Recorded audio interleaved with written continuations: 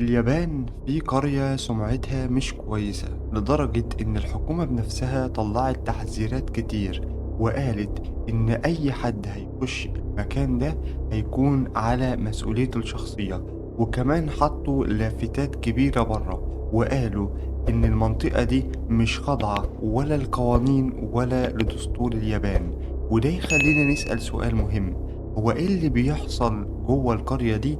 وإيه مصير أي حد ممكن يقرب منها؟ الناس هناك بيسموها قرية أنوناكي أو القرية اللي محدش بيرجع منها، والاسم ده فعلا على مسمى.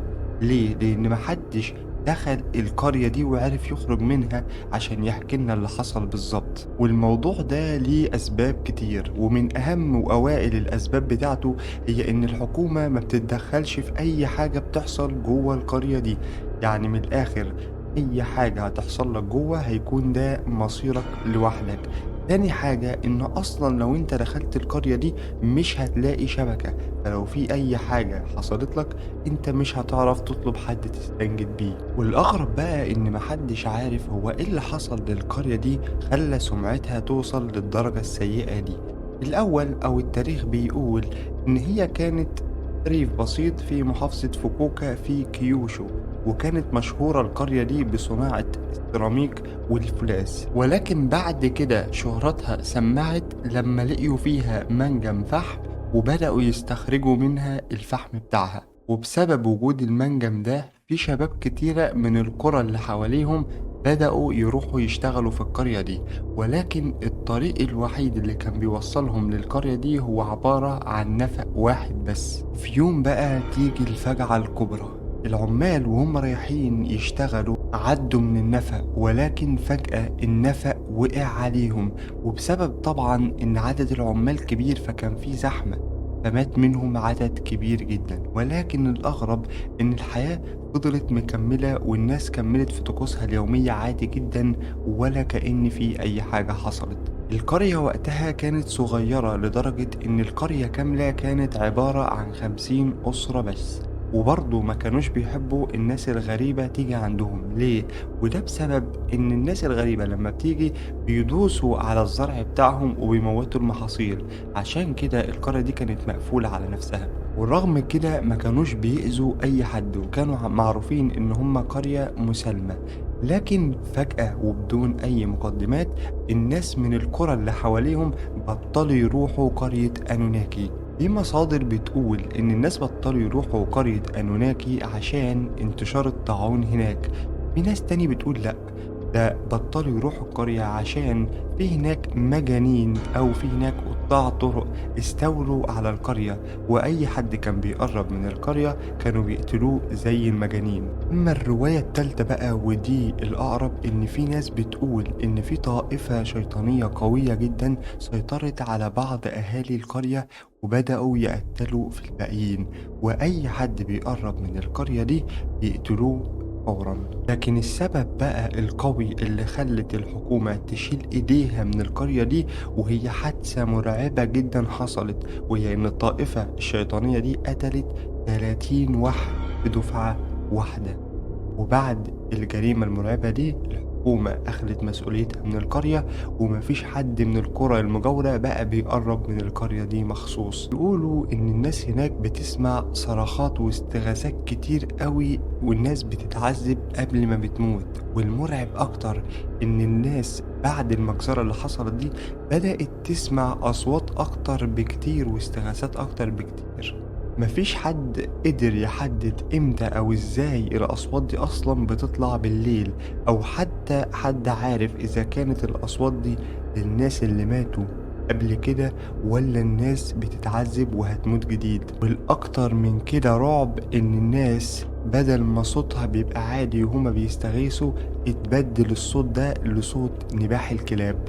وقبل المجزرة دي بأيام معدودة في حادثة غريبة حصلت تاني. ايه هي؟ في بيت كان مربي كلب بره البيت. في يوم من الأيام الكلب بدأ ينبح بالليل بطريقة مش مفهومة، هو بينبح من غير سبب، وده خلى صاحب البيت يتضايق جدا. وفي يوم ومن كتر نباح الكلب الراجل خرج وقتل الكلب. ولكن الغريب في الموضوع إن الكلب كان شايف ناس عايزة تهجم على البيت، وبعد ما صاحب البيت قتل الكلب الناس فعلا هجموا على البيت ده، وبعد ما هجموا عليه دخلوا البيت كسروا الباب وقتلوا كل واحد في البيت. فمن ساعتها والكلب ده بيعوي بعد ما مات، عشان كده سموا القرية دي قرية العواء. الغريب بقى إن أهل القرية عشان يخلوا الكلب ده يبطل ينبح عملوا له تمثال كبير في قلب البيت اللي أصلا اتقتل فيه الناس بتاعته، ولكن برضه الكلب فضل يعوي بالليل. بعد كده الأهالي المحيطين بقرية أنوناكي لما سمعوا وعرفوا إن القرية دي سكانها بقوا متوحشين وبقوا بيقتلوا أي حد بطلوا يتواصلوا معاهم فورا، وكمان عرفوا إنهم بدأوا يمارسوا طقوس سوداوية وطقوس روحانية شديدة قوي، وبدأوا كمان يتعمقوا في السحر أكتر وأكتر. الأغرب بقى إن لما الجوع بدأ يقرص الناس اللي عايشين هناك بدأوا يعاقبوا أي حد منهم، ولما بيعاقبوه وبيقتلوه بياكلوا لحمه، ومع الوقت بقى أكل لحوم البشر بالنسبة لهم حاجة طبيعية. فعشان كده أي حد بيجيلهم من بره ويتوه جوه القرية بقوا يصطادوه زي الفريسة، وده مش عشان يسرقوه لأ، ده عشان ياكلوا لحمه. عشان كده حطوا أفخاخ حوالين القرية في كل حتة، وحطوا كمان أفخاخ حوالين الشجر وعلى الشجر نفسه، وساعة ما يسمعوا إن في حد خلاص الفخ مسكه كلهم بيجروا عليه بالفؤوس ويكسروه وياكلوه على طول. أول ذكر حقيقي اتقال عن القرية دي كانت سنة 1999 لما وصلت رسالة مجهولة لمحطة نيبون تيفي اليابانية، والرسالة دي بتقول إن كانوا في زوجين عايزين يخشوا القرية دي ويتسلقوا الأشجار اللي فيها. الرسالة دي بتقول إن الزوجين كانوا عايزين يتسلقوا الأشجار اللي جوه، وكانت الموضوع ده في السبعينيات، ووصلوا فعلا القرية وواجهوا اللي فيها، وكان لازم يعدوا من جنب نفق القرية. قبل ما يقربوا من النفق العربية بتاعتهم عطلت وما قدروش يشغلوها تاني، فحاولوا يدوروا على مساعدة يصلحوا العربية بيها، وده كان حوالين المنطقة يعني لسه ما دخلوش القرية، ولكن ما كانش فيه أي حد بيساعدهم لحد بقى ما وصلوا لطريق النفق. طبعا شافوا اللافتات الكبيرة اللي الحكومة حطاها، لكن هم فكروا ان الحكومة مش هي اللي حاطة اليافطات دي، لأ، فكروا ان الاهالي هم اللي حاطين اليافطات دي عشان يمنعوا اي حد من السياح انهم يدخلوا القرية بتاعتها، ولكنهم للأسف قرروا يكملوا الطريق بتاعهم. بعد نص ميل بالظبط وصلوا لبيوت مهجورة ما كانش فيها حياة، ولكن لفت نظرهم حاجة غريبة جدا، إن في عربية بيضة مركونة على جنب. العربية دي كانت مألوفة قوي بالنسبة لهم، وده ليه؟ لأن الشرطة كانت من سنة بتعلن عن اختفاء العربية دي وعن اختفاء الناس اللي كانوا موجودين فيها. القرية ما كانش فيه ولا حيوانات ولا في ناس ولا حتى الشجر بتاع القرية بيتحرك، وكأنهم راحوا القرية في عالم تاني خالص. وهنا الزوجين قرروا انهم يرجعوا بسرعة للعربية بتاعتهم قبل ما اي حاجة تحصل لهم، ولكن شافوا مرة واحدة راجل عجوز وقال لهم يا مرحب بيكم، احنا اهل كرم وضيافة. اول ما شافوه طبعا واستغربوا هيئته وشكله، ولكن قبل ما الراجل يتكلم الراجل الكبير مسك منجل وطعنه في بطنه لحد الصورة بتاعته. وطبعا الست اول ما شافت المنظر المريع ده فضلت تجري لدرجة ان ضلوعها اتكسرت من كتر الوقعات بتاعتها، ولما وصلت اخيرا لبيوت عشان تستخبى ما بينها بتبص حواليها لقيت جثث وعظام مكسورة خارجة عليها. كاتب الرسالة دي أكد للقناة إن هو فعلا القصة دي حقيقية، وإنه ما كانش مصدق أي حاجة من الخرافات دي لحد ما هو شافها بعينه. بعت كمان للقرية العنوان بتاعة القرية دي ووصف الطريق بالظبط، ولكن السؤال هنا مين الشخص اللي بعت الرسالة دي؟ هل هو كان بيبعت الأكل للقرية دي ولا ليه دور تاني كبير؟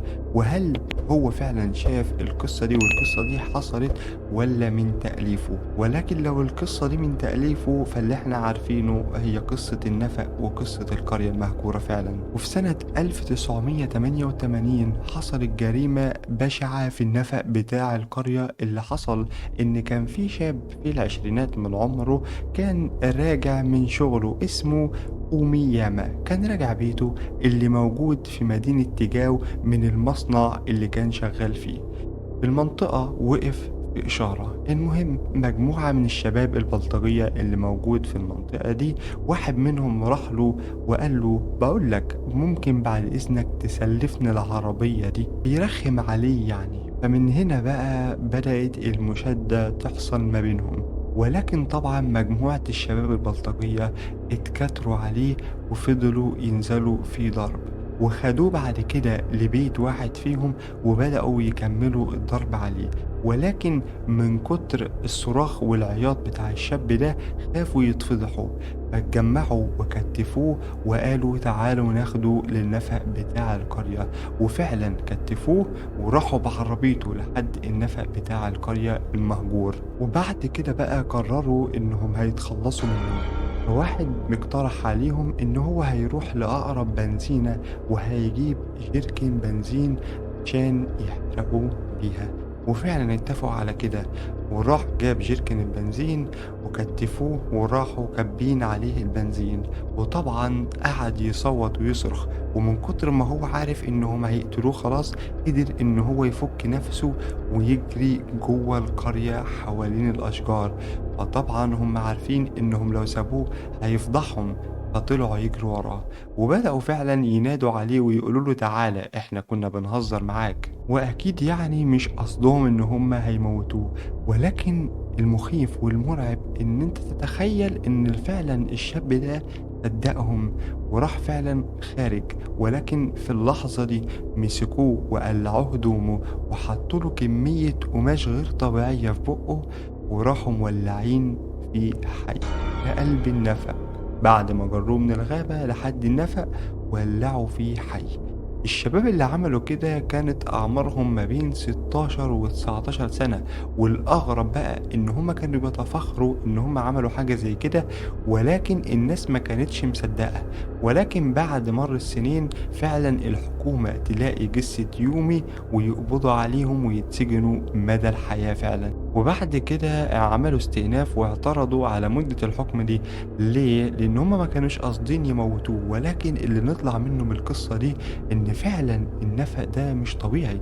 النفق ده بيخلي الناس لما تخشوا يعملوا حاجات غير ارادتهم تماما. وبسبب كمان العمال اللي ماتوا قبل كده في النفق ده، وان الناس لحد النهارده بتسمع من القرية دي اصوات العمال دول وهم بيصرخوا. ده كمان في ناس طلعت قالت احنا بنشوف كائنات من غير رؤوس بتظهر مرة واحدة. ده غير ان انت لو شخص عادي وداخل النفق ده بتحس برعب غير طبيعي حتى لو انت مش عارف قصة النفق. وكمان بتحس ببرودة عالية حتى لو الشمس بره حارقة. وطبعا من بعد الكلام ده ومن بعد القصص دي بدأت تنتشر، الحكومة قررت هنا ان هي هتقفل النفق ده نهائي وتعمل نفق تاني جديد جنبه، بحيث ان الناس تنسى كل حاجة عن النفق القديم ويبتدوا يعيشوا حياتهم من جديد في النفق الجديد. ولكن طبعا العصابات بدأت تسيطر على النفق الجديد ده. طبعا انت هنا هتسأل نفسك سؤال او هتكون عايز تطرح عليا سؤال: هي ايه مصير القرية اللي حصل فيها كل كمية الرعب ده؟ هقول لك ان اليابان هنا قررت ما تهمش الموضوع ده، قررت تمحي القرية دي من على خريطة اليابان تماما. قررت تغرق القرية دي تماما. اللي حصل ان في سد اتبنى عند بداية القرية دي، واللي حصل الأغرب إن الحكومة والشركة اللي مسؤولة عن السد سابوا القرية تغرق بالناس اللي فيها يموتوا، ده عشان القرية دي تتنسي تماما.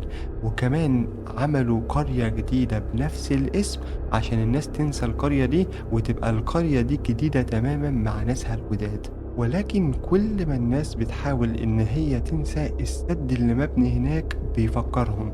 وكمان السد هناك ده منطقة كئيبة جدا لدرجة إن في ناس بتروح تنتحر هناك. وفي الحكومة بتروح كل شوية تلاقي جثث جديدة لناس ماتوا هناك. الله أعلم هل الناس دي انتحرت والّا هل ماتت، ولكن هيظل المكان ده مكان كئيب ومرعب وبيحصل عنده حاجات مش مفهومة.